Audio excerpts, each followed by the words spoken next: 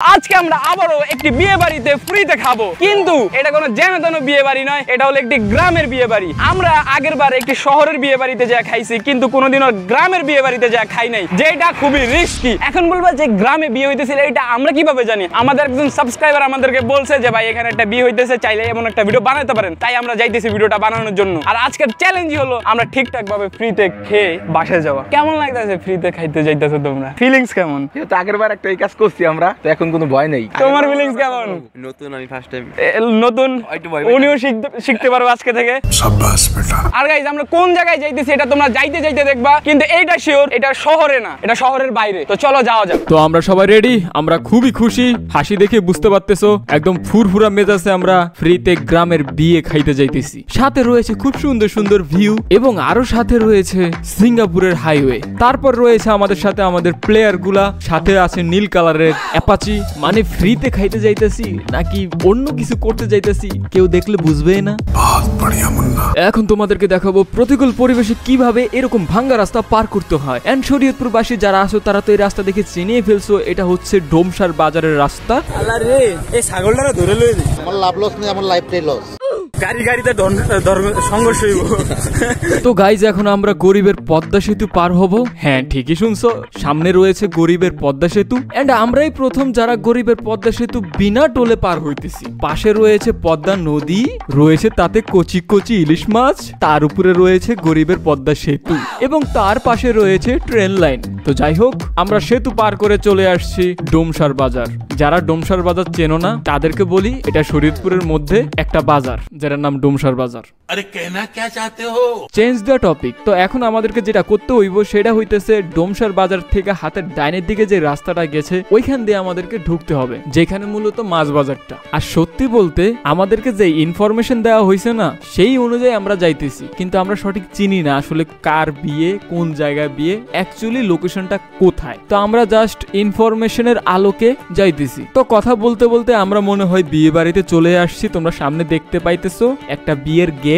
তো গাইস চলে আসলাম আমরা প্রত্যন্ত রাস্তা দিয়ে রাইড করে বিয়ে বাড়িতে। এখন এখানে একটা কুকুরও নেই আমরা বাদে, ঠিক আছে? যেহেতু আজকে জুমার দিন, আজকে যে শুটটা করতেছি এটা জুমার দিন, তো আগে আমরা নামাজ পড়বো তারপরে খাওয়া দাওয়া করবো, কারণ নামাজটা আগে খাওয়া দাওয়া পরে।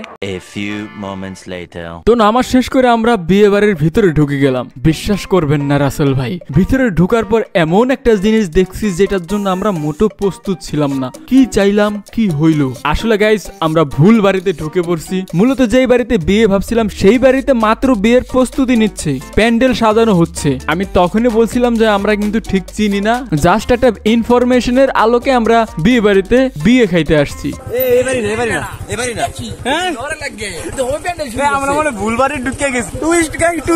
ব্যাপার না, আমাদের সাথে বড় সড়ো একটা লল হয়ে গেছে, কিন্তু তারপরও আমরা হার মানবো না, কারণ ভাই পেটে এমনিতে ক্ষুধা, আমাদেরকে বিয়ে বাড়ি খুঁজে বাইর করতেই হইব। সেজন্য আমরা এলাকার মানুষদেরকে জিজ্ঞাসা করতেছিলাম, কিন্তু এই লোক বলতেছে সে চেনে না। তারপর লাস্টে একটা অটোওয়ালাকে জিজ্ঞাসা করলাম যে সামনে কি আর কোনো বিয়ে বাড়ি আছে কিনা। সে বললো যে হ্যাঁ সামনে আরেকটা বিয়ে বাড়ি আছে, তো আমরা সেইখানে যাইতেছি। ফাইনালি গাইস আরেকটা বিয়ে বাড়ি খুঁজে পাইছি। তো গাইস আমরা ফাইনালি আরেকটা বিয়ে বাড়ি খুঁজে পাইছি, মনে হইতেছে এইটাই। তোমরা তো জানো আমরা এখানে কি জন্য আইছি, এন্ড অনেকেই মনে করতেছে আমরা ব্লগার। চলো এবার ঢুকা যাক।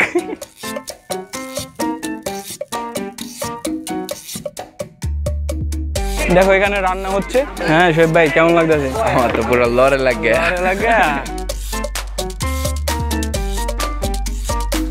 কোনটা এটা ভাই? ধন্যবাদ ভাই বয়া দেওয়ার জন্য। সজীব ভাই কিছু তো বুঝলাম না, আইলাম একজন দইরা বইরা বয়া দিল। আমার ডাইরেক্ট জিজ্ঞাসা ভাই খাইছেন, আমি না বয়া দিই। পরিস্থিতি তো আমার পিছনে লাগে, সবাই তো চাইতেছে দেখছো। শোয়েব ভাই কিন্তু শোয়েব ভাইয়ের কাজে লাগে একটা ভাবলো যাচ্ছি, অনেক চিন্তা করি।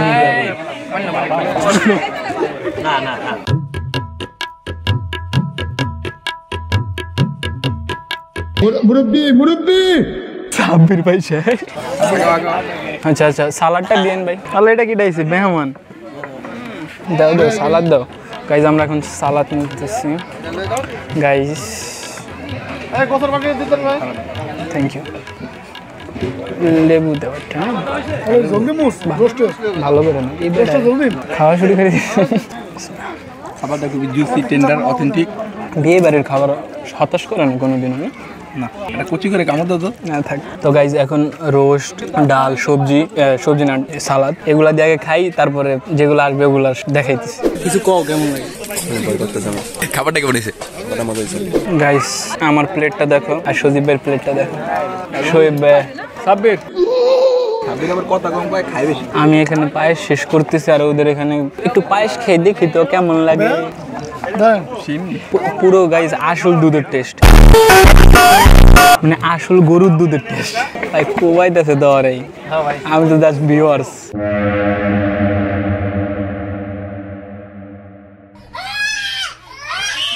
তো গাইস এখন সজীব ভাই পায়েস নিছে। সজীব ভাই আসল দুধের পায়েসটা খেয়ে কেমন লাগতেছে? ভাই আমি আসলে দুই মনে খাইনি, সেবে মনে খাইতে পারে। গরুর দুধটা সেই পাঁচটা অনেক মজা হয়েছে।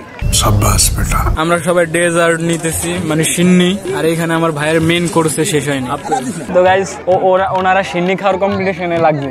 1 2 3 স্টার্ট। ইসির গাইস ফ্রিতে খাইয়া আসল দুধ খেয়ে কেমন লাগলো? গরুর ভাই এই দুধ খেয়ে মনে লাগে আসল দুধ মনে আরো টেস্ট। তো গাইস এখন আমরা যেতেছি হাত ধুইতে। এখনো পর্যন্ত আমরা খুবই রিক্সে, খালি তেরা সোয়ে বাবু তাকায়। সবচেয়ে বড় কথা এখনো সব আন্ডার কন্ট্রোল মনে হইতেছে। কি খাওয়াটা খাইছে ভাই, হে লুকায় যা খাইছে এখন আমরা কেউ খাইতে পারি না। সবচেয়ে বেশি বেস্ট হয়েছে গরুটা। ও সবচেয়ে তো কম খাইছে রিফাতে, আর হিয়ার তো কম খাইছে আমাকে ফারান দাদু, এডিটর দাদু। আর সবার থেকে কম খাইছি আমি, ঠিক আছে, কারণ আমার একটা ম্যানার আছে, ঠিক আছে। কি হইলে যে বেশি খাইতে পারবো। আস্তে করে আস্তে কর। একটু হাত ধুয়ে দেখি তো কেমন লাগে। তো গাইস আমরা এখন যেখানে টাকা দেন ওইখানে যাবো, একটু রিস্ক বাড়াই। জলবা আমার টিস্যু আছে, টিস্যু দিন। কত দিবা? চলো গাইস আমরা একটা চ্যালেঞ্জের ভিতরে একটু চ্যালেঞ্জ করতেছি। আমরা এই জায়গার বাউরচি আছে না, ওনারা যাই বলো যে আমরা ফ্রিতে খাইতে আইছি বিনা দাওয়াতে। ওনার রিয়াকশনটা দেখি। ভাই আমরা ভাই বিনা দাওয়াতে খাইছি, কিছু হইবে না? আরেকবার খাই যাবো। আপনার লগে বহি একটা শেয়ার আইন না, একদম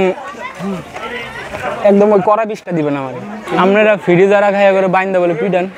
না ওটারে তো আদর করে, পিটানটারে তো আদর করে। তো গাইস আজকের মতো ভিডিও এতটুকুই। দেখাবো অন্য কোনো ভিডিও। তো আমরা এখান থেকে কেটে পড়তেছি, কারণ বেশিক্ষণ থাকলে আবার সন্দেহ। মামলা পানি একটু গরম মনে হইতেছে না? বেশিক্ষণ থাকলে মানুষের চোখে পড়ে যেতে পারে, যেটা সাধারণ একটা। আরে গ্রামের মানুষের মন উদার হয়। এমনিও গাইস গ্রামের মানুষের মন অনেক অনেক বড় হয়। ওনারা যা দেয় একটু বেশি দেয়। তো মায়ের যদি দেয় একটু বেশি দিব, কম দিব না। তো গাইস আজকের মতো ভিডিও এতটুকুই। দেখাবো অন্য কোনো ভিডিওতে। আমরা পলাই কইছ না এটা স্ক্রিপ্টেড, এটা কিন্তু সত্যি। ওই পতন ভুলে গেছিলাম, খুঁজতেই পাইনি আমরা।